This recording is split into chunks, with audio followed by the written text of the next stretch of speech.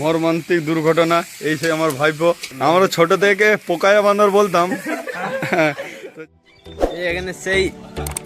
এখানে সেই special guest আসছে, যার জন্য এত ভালো করে রান্না করা হচ্ছে। গাইস, আমাদের একটু প্লেট লেগে গেছে একটু পায়ে, খুবই কষ্ট হয়ে এসেছে।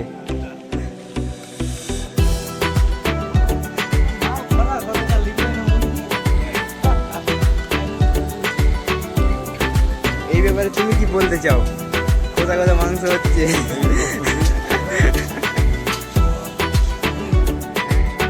মর্মান্তিক দুর্ঘটনা।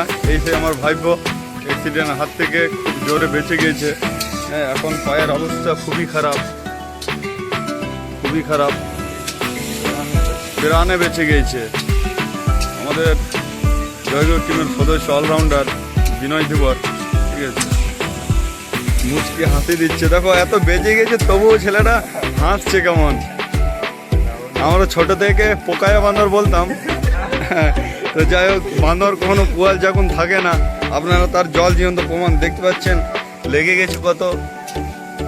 টোটো অ্যাক্সিডেন্ট, টোটোর সাথে ইন্ডিকা গাড়ির, খুব জোরে বেঁচে গেছে। যাই হোক, খুব একটা দেখতে পাচ্ছ সেলটা, দেখো রেসিপিটা, দেখো চিকেনের রেসিপিটা। ছোট ভাই আমাদের রাঁধুনি, এই আমাদের দেশি চিকেন আর মুড়ি আমাদের মেয়ার রাঁধুনি প্রদীপ ধীবর উর্ফে কুটুর।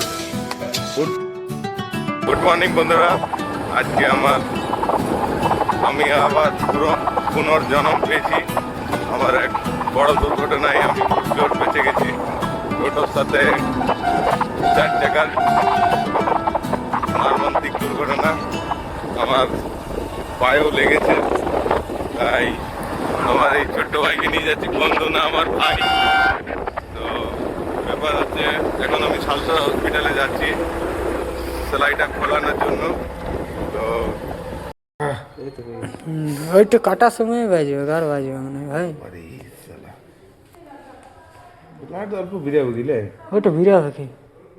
ছিঁড়ে গেছে। হ্যাঁ, হাঁটু